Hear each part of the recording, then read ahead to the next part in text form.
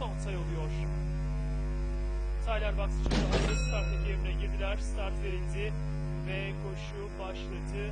7 numaralı Nil Salvador 3 boy sonra koşuya başladı. Orta kulvardan süratli sahip 3 numaralı Beşiktaş liderliği alıp yine süratli tempoda farkı 3 hatta 4 boya kadar çıkartıyor.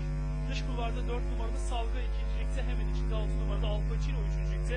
Bunların 1,5 boy kadar gerisinde 1 numaralı Murphy dördüncülükte. Bunun 1 boy kadar gerisinde dış kulvarda 9 numaralı My Pop'u izliyorum. Hemen sağrısında orta kulvardan 5 numaralı Love Time atak yaptı. Bariyer dibinde 10 numaralı Şehrazat var. 1 boy kadar gerilerinde iç kulvarda 2 numaralı Kral ve ben dışlarına doğru geliyor 11 numaralı Voltrak.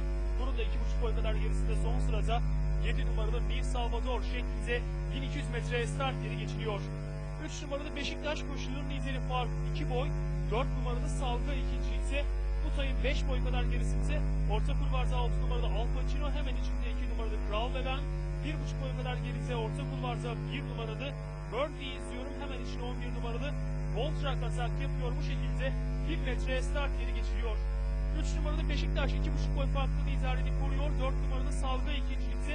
Üçüncülüğe dış kulvardan 9 numaralı My Pop'u sokulmaya çalışıyor. Hemen içinde 2 numaralı Kral ve ben var. 5.liğe orta kulvardan 1 numaralı Murphy sokuldu bariyer dibinde. 6 numaralı Al Pacino sırasıyla son 600 metre geçilmek üzere. Liderlik 3 numaralı Beşiktaş'ta fark 2,5 boy. Orta kulvardan 2 numaralı Kral ve ben ikinciliğe, dış kulvardan 1 numaralı Murphy'ye üçüncülüğe kadar giriyorlar. Son viraj dönülüyor.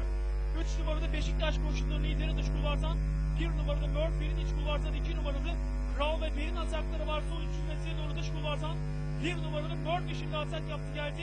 İçindeki Kral ve Ben'le birlikte aralarında birincilik mücadelesi yapıyorlar. Son 200 metre geçmek üzere. Orta kulvarda 2 numaralı Kral ve Ben, dışında 1 numaralı Murphy arasında müthiş mücadele sürüyor. Asfaltta Kral ve Ben önde. Dış kulvardan 1 numaralı Murphy geliyor. Kral ve Ben önde. Murphy geliyor. Yarım boy kadar Kral ve Ben önde ve kazanıyor. 1 numaralı Murphy ikinci oldu. 3 numaralı Beşiktaş üçüncü olurken 6 numaralı Al Pacino da koşuyu 4. olarak tamamlıyor. Günün 4. koşusunu 2 numaralı Kral ve Ben Ömer Kaya ile kazandı.